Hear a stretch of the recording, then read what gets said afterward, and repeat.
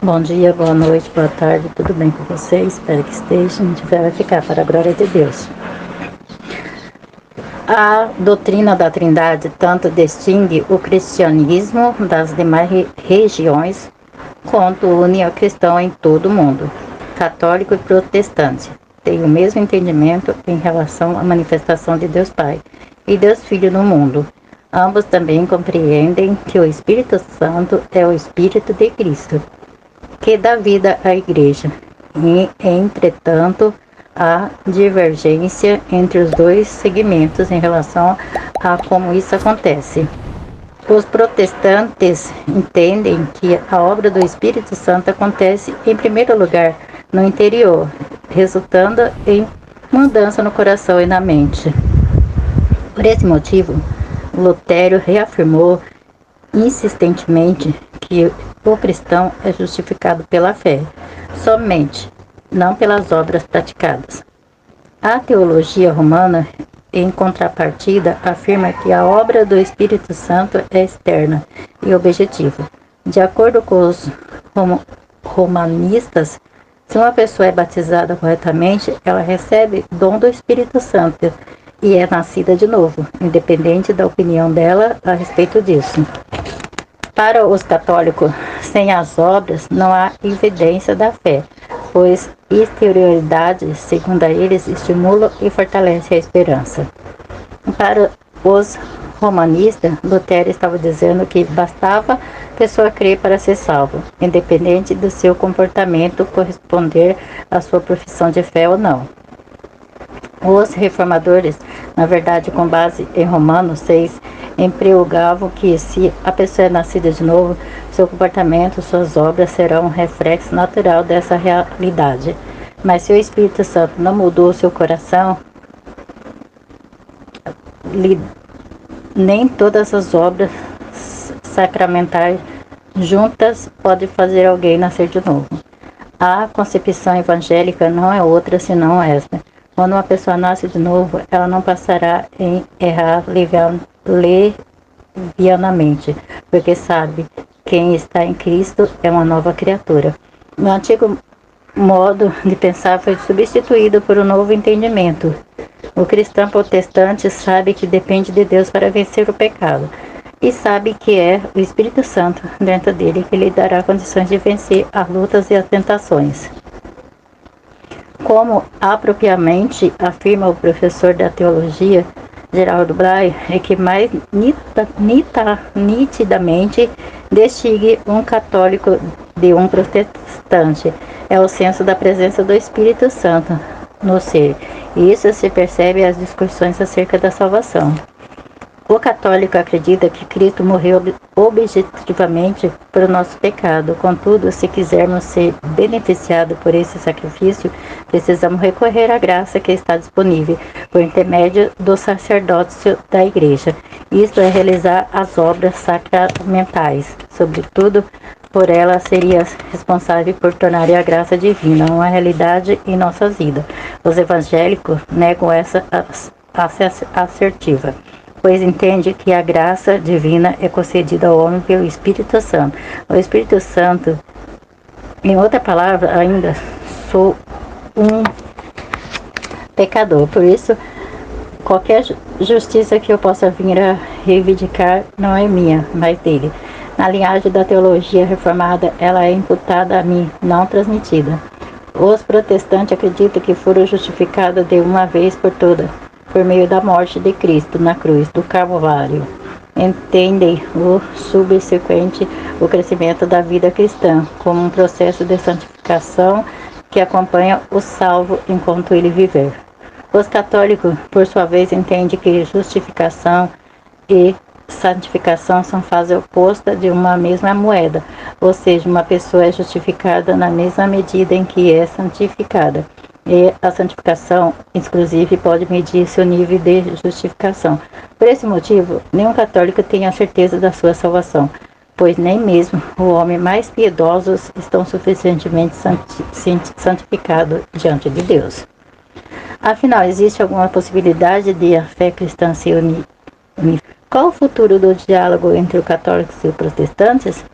É preciso reconhecer que desde o Concílio Vaticano II, em 1961 e 1965, pela primeira vez dessa reforma, os católicos fizeram uma sincera tentativa de mudar a atmosfera de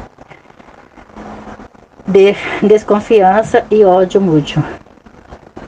Atualmente, os católicos não estão mais tão unidos em torno do Papa como há 50 anos, e as críticas à hierarquia, particularmente entre os leigos, são infinitivamente mais comuns, como destaca Blay.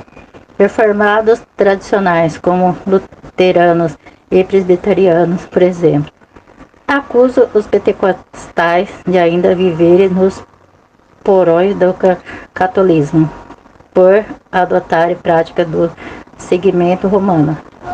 Os pentecostais, por sua vez, fazem a mesma crítica aos reformados tradicionais pelo fato de alguns de seus líderes ainda hoje irem a Roma ou Igreja Ortodoxa em busca de autoridade e segurança que suas igrejas não podem oferecer. O protestantismo jamais poderia ser considerado um subproduto de cristandade. Ao contrário, ele é entendimento teológico, mas bem desenvolvido da fé cristã. Desde a igreja primitiva, não significa dizer que nenhuma pessoa ou grupo de pessoas entendia a obra do Espírito Santo antes de reforma ou apenas os evangélicos serão salvos. Sempre houve e sempre haverá cristãos fiéis que não entenderam a plenitude dos princípios contidos nos 5 salas reformadas, mas que ainda assim experimentaram a graça salvadora de Deus. No tempo que chamamos hoje, é muito improvável que o diálogo entre o católico e o protestante avance ao ponto de alcançarmos a unificação da fé, pois estamos diante de duas instituições essencialmente diferentes uma da outra, ainda que defendemos pontos comuns. Como pontuou o teólogo Geraldo Blay, a Igreja Católica Romana é altamente organizada, com uma estrutura de comando central. Isso significa que ela pode tornar-se evangélica da noite para o dia, a partir de um decreto papal. Permanecer de modo como está, até que o sumo pontifício posicione-se oficialmente em relação ao impasse, mas ainda que ela venha a fazê-lo, não há qualquer sinal de que possa acontecer em nossos dias. Por outro lado, a Igreja Evangélica é um grupo caracteristicamente diverso, destituído da unidade institucional e sem porta-voz oficial, ou seja, ainda que a maioria dos principais líderes protestantes chegasse a um acordo com o representante supremo do catolicismo, isso só aconteceria no decorrer de muitos anos. Para sermos realistas e que se espera de ambos os segmentos nas próximas décadas, ou até século, em que católicos e protestantes unem-se ao torno de obras assistenciais, sociais e acadêmicas em prol dos necessitados e oprimidos.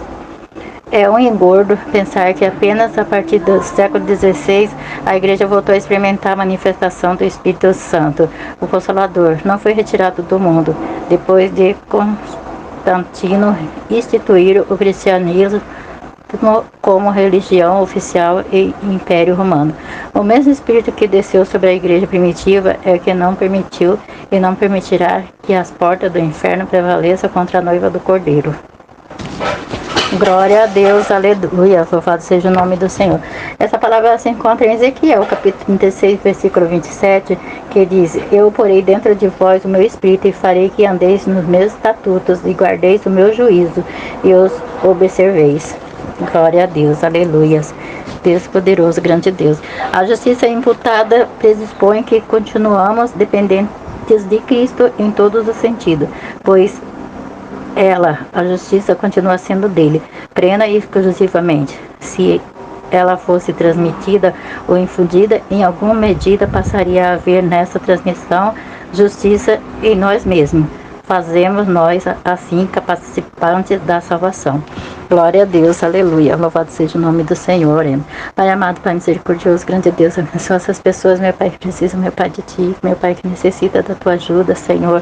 Pai, vai, meu Pai, encontro dela, Senhor, desmuda a mente dela, o coração dela, Senhor, e que ela venha, Senhor Deus, tem pensamentos firmes, Senhor, pensamento, meu Pai, sobre Ti, Senhor Deus, meu Pai, que aguarde e que proteja, em nome de Jesus, é que eu te peço, te agradeço, em nome de Jesus. Fique todos na paz do Senhor Jesus.